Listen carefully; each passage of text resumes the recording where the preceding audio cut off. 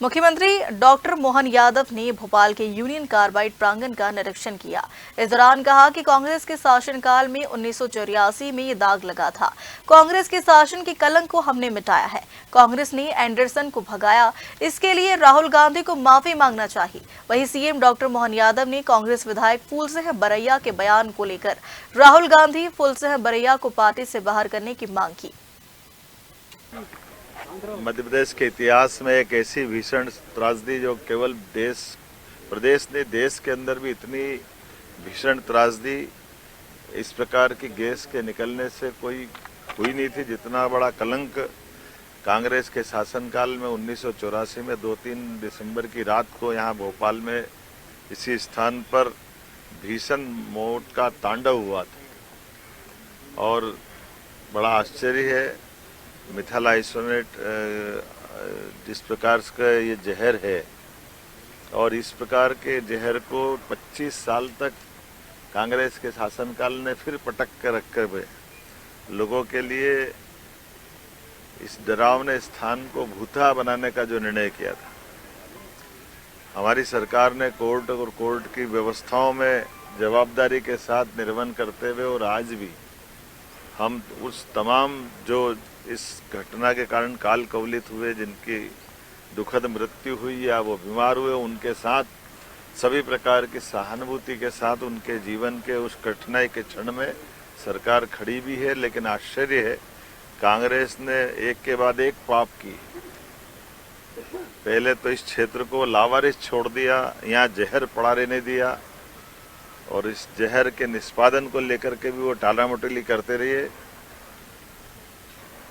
मुझे इस बात का संतोष है कि हमारी सरकार ने गए साल जनवरी में यहाँ का सारा जहर और हमारे यहाँ के इस प्रकार के जहर से निपटने के सारे अधिकारियों को मैं बधाई देना चाहूँगा, जिन्होंने कोर्ट के डायरेक्शन के आधार पर उसका यूनियन कार्बाइड के जहर को लेकर के न केवल कोर्ट के मार्गदर्शन में उसका निष्पादन कराया, उसको जलाया, राख किया, बल्कि पूरे प्रदेश को महफूज करके दुनिया के अंदर ये संदेश दिया कि इस प्रकार से जहर के ऐसे खतरनाक रसायन से निपटने के लिए भी हमारे यहाँ के विज्ञान ने, हमारे वैज्ञानिकों ने, हमारे लोगों ने अच्छी प्रगति करके उससे निपटने के लिए मानव हानि को बचाते हुए, खासकर कोई किसी प्रकार की जनहानि न हो, इस प्रकार के प्रबंधन करते हुए उस घटनाक्रम को, अतीत के घटनाक्रम के काले कलंक को धोने का प्रयास किया।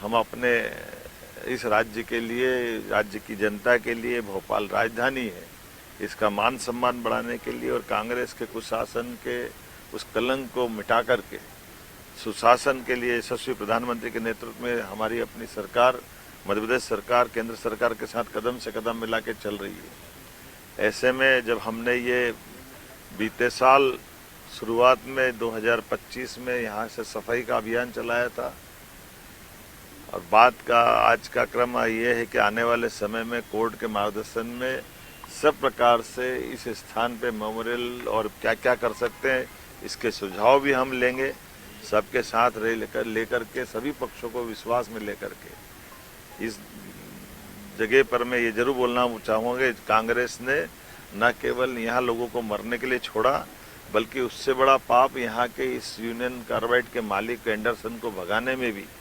कांग्रेस के ही लोगों ने बड़ी मदद की। राहुल गांधी को माफ़ी मांगना चाहिए। अपने उस शासनकाल को लेकर के उनके ही जवाबदार दादी और पिता के शासनकाल के समय में भी ये कलंक बना रहा। मनमोहन सिंह की सरकार में भी यहाँ पर कुछ नहीं किया गया। मैं उम्मीद करता हूँ कि आज के इस अवसर पर हमारी सरकार जब सब क्षेत्रों के एक बंद पड़ी इंडस्ट्रियों के लिए वहाँ रोजगार के अवसर भी ढूंढ रही है, नवनिर्माण के लिए भी आगे बढ़ रही है, सभी प्रकार के वातावरण से निपटने का मध्य प्रदेश अपने आप में साहस भी जुटा रहा है। और मुझे इस बात की प्रसन्नता है कि हम एक के बाद एक ऐसे नए काम को हाथ में लेकर के लगातार आगे बढ़ रहे हैं। ऐसे में भोपाल को मेट्रोपॉलिटन सिटी बनाने का जो हमने निर्णय किया है, तो मेट्रोपॉलिटन से बाकी दायरा तो इसको बढ़ाया है हमने 6 जिलों से जोड़ने का, लेकिन भोपाल के अंदर भी विकास की बहुत बड़ी अलग अलग प्रकार की जहाँ जहाँ रुकावटें, उन रुकावटों के बाधा हटा करके हम इसको विकास के कारवां में कदम से कदम मिला के चलने के लिए प्रेरित करने का काम कर रहे हैं। आज के इस अवसर पर मेरा आना भी उसी कड़ी का एक हिस्सा था, जब हमने बीते साल इस जहर को हटाया और ये जो जानकारी आई कि पहली बार इस कैंपस में कोई मुख्यमंत्री आए।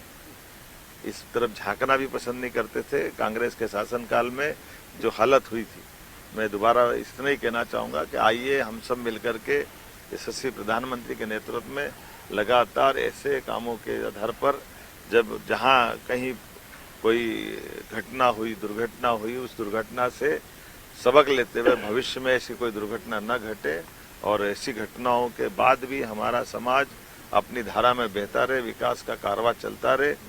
सरकार का मतलब जीवंतता, और जीवंतता चुनौतियों को सहन करके साहस से आगे बढ़ने का अवसर देती है। इसलिए प्रधानमंत्री के शब्दों में आपदा में से अवसर निकालना और उत्साह बढ़ाना जनता का, ये आज का दौर इसी बात के लिए प्रेरित करता है। आज का इतना ही कहना पर्याप्त है मेरी अपनी ओर से। आज जब मैं यहाँ से विदिशा जा रहा हूँ, हमारे माननीय सड़क परिवहन मंत्री श्रीमान नितिन गडकरी जी 5-1 मिनट में भोपाल लैंड करने वाले हैं। ऐसे में कई 4,000-5,000 करोड़ की बहुत सारी सड़कों की, राजमार्गों के भूमि पूजन, लोकार्पण की सौगात मध्य प्रदेश को मिल रही है। एक के बाद एक ये सिलसिले जारी है, जिसके बलबूते पर हमारा राज्य लगातार आगे बढ़ेगा, उन्नति करेगा। मेरी अपनी ओर से माननीय नितिन गडकरी जी का भी हार्दिक अभिनंदन, और कृषि मंत्री शिवराज सिंह जी चौहान के संसदीय क्षेत्र में हम और वो मिलकर के हमारे अपने इस भोपाल के अंदर कई प्रकार की सौगातें देंगे। बहुत बहुत धन्यवाद।